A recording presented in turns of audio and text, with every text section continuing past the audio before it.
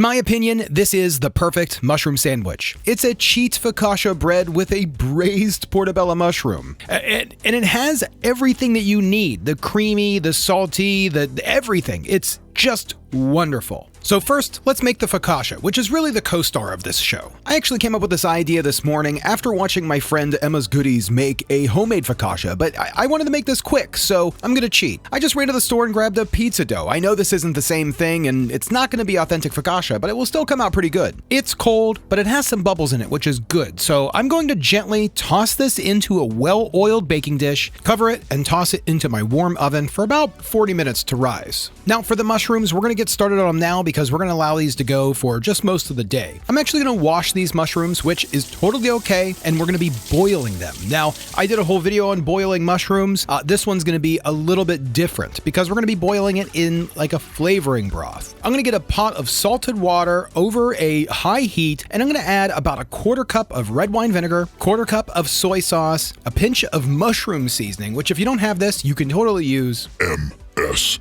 And I'm also going to be using some yeast extract. This is like powdered yeast extract. If you don't have this or can't find this, you could totally use Marmite or Vegemite. Either one of those works really well. A lot of times you can find those in the import section of the grocery store. Now I'm going to add both of my portobello mushrooms, cover, turn the heat on low, and I'm going to let these simmer for just most of the day while we're baking our bread. Now speaking of the bread, it's risen, it's looking pretty good. Now at this point, I'm just going to kind of add a little bit more olive oil, spread it around the bottom of the pan, and I'm going to cover it, toss it back in the oven. Probably another 30-40 minutes. Almost all of the time to make this sandwich is time that's resting, which is plenty of time for me to tell you about today's sponsor, BetterHelp. I've used BetterHelp for almost 2 years now, and it's made an incredible difference in my quality of life. I got a lot of anxiety, stress, worry, and concern, like I'm sure a lot of you do. My therapist has given me tips and tricks to get through those times, and honestly, a lot has gotten better. So is something interfering with your happiness or preventing you from achieving your goals? Regardless if you have a clinical mental health issue like depression or anxiety, or if you're just a human in this world that's going through some tough times, therapy can give you tools to approach your life in a very different way. BetterHelp's mission is to make therapy more affordable and more accessible. And this is important because finding a therapist can be really hard, especially when you're limited to options in your area. BetterHelp is a platform that makes it easier to find a therapist because it's online, it's remote, and by filling out a few questions, BetterHelp can match you to a professional therapist in as little as a few days. It's easy to sign up and get matched with a therapist. There's a link in the description below. It's betterhelp.com/Saucestache. Clicking that link will get you 10% off your first month of BetterHelp so you can connect with a therapist and see if it helps you. And because finding a therapist is a little like dating. If you don't fit with that therapist, which is common with therapy, you can easily switch to a new therapist at no additional cost without stressing about insurance, who's in your network, or anything like that. When I first signed up with BetterHelp, I didn't connect with my first therapist, so I made a switch. And now Natalie, my new therapist, has been fantastic. So if you're struggling, consider online therapy with BetterHelp. Click the link in the description or visit betterhelp.com/Saucestache. Thank you again, BetterHelp, for such an incredible service and for supporting this channel. Now at this point, the dough is done resting. I'm gonna get the toppings ready, which is just gonna be some sliced jalapenos and a bit of rosemary. I'm gonna toss those into a little bowl, cover with some oil and a little bit of salt,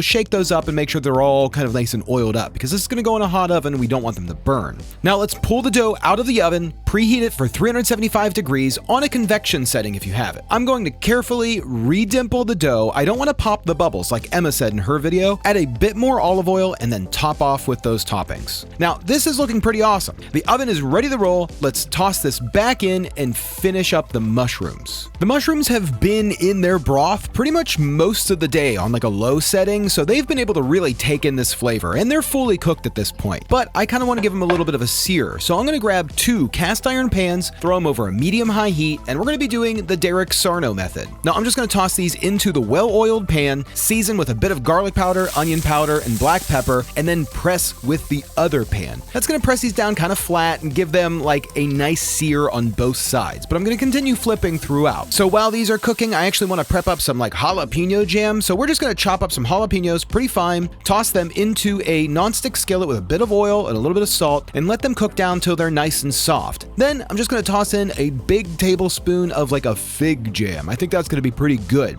We're gonna let that cook for just a moment, transfer it over to a bowl to kind of cool down. Now our fake focaccia is ready. This looks amazing. Now I pulled it out of the oven, gave a little pinch of salt onto the top, and let it rest for a little bit just to kind of cool down. I'm gonna spread the jalapeno jam across the bottom. Now I'm gonna use a serrated knife, cut out a sandwich-sized slice of this. You can see how nice this came out. I mean, it's not as good as focaccia, but you know, it's gonna be good. We're gonna cut this in half to make our sandwich. I'm gonna start with the jalapeno jam, spread across the bottom, top on these mushrooms onto the top. We're gonna add a few dollops of this new Philadelphia plant-based cream cheese. Now, I gave this a try and did a little taste test over on my Instagram. It came out pretty good. Now, we're gonna top this off with some leafy arugula and then finish with a few cracks of black pepper, some sea salt, and a little white balsamic. Now, let's top this off. This looks amazing. It's rich, spicy, has some fattiness to it, a little tart. It is the best of all flavors. Now, I'm gonna say right now that this is gonna be amazing. I know this is gonna be good, but let's see what Monica has to say.